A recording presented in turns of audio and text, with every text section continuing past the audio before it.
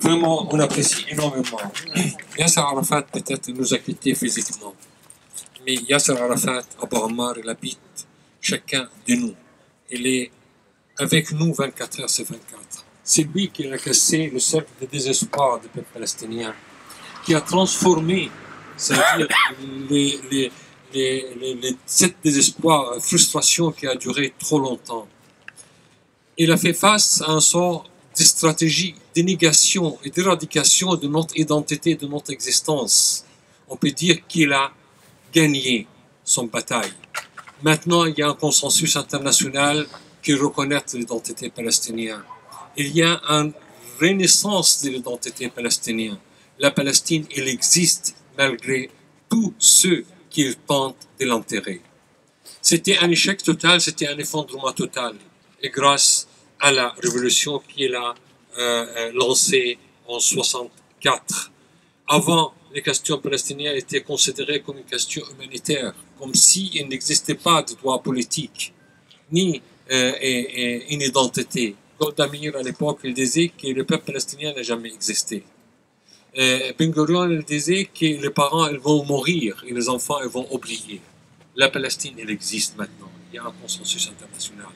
Et cette victoire, c'est grâce à notre grand leader Yasser Arafat.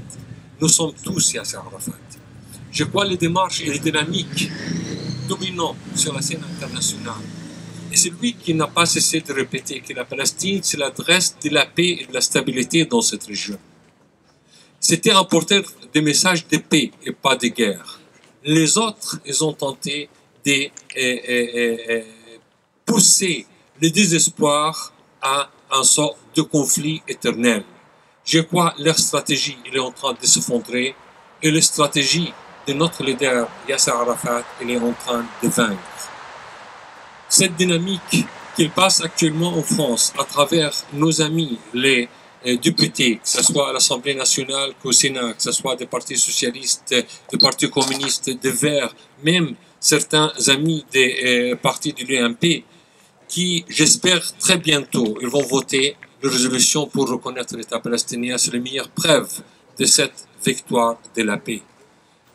Notre peuple, c'est un porteur de messages de paix et pas de messages de guerre. Mais on se plie devant aucune agression.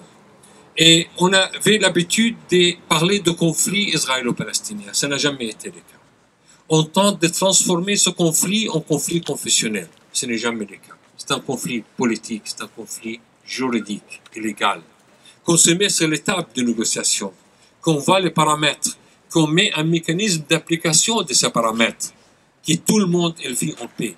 Le peuple palestinien, c'est un porteur de message de vie et pas un message de mort. On cherche la meilleure vie pour nos enfants et pour les enfants des autres. Sans la paix en Palestine, croyez-moi, il n'y aura pas la paix nulle part. Les manques de paix et la confrontation, l'extrémisme dans cette région par le manque de justice contre le peuple palestinien, crée un terrain fertile pour les groupes extrémistes partout dans le monde, pour le terrorisme partout dans le monde. Et croyez-moi, le terrorisme, c'est un virus transmissible. Mais ce n'est pas facile de trouver le traitement adéquat pour ces virus. Alors, croyez-moi, en investissant dans la paix en Palestine, pour la reconnaissance de l'État palestinien, de reconnaître et établir de fait un État souverain dans les frontières de 67 avec Jérusalem-Est comme capitale, ce serait le meilleur remède pour la stabilité et le meilleur remède pour éradiquer tous les noyaux durs de terrorisme et d'extrémisme dans cette région. Je vous remercie.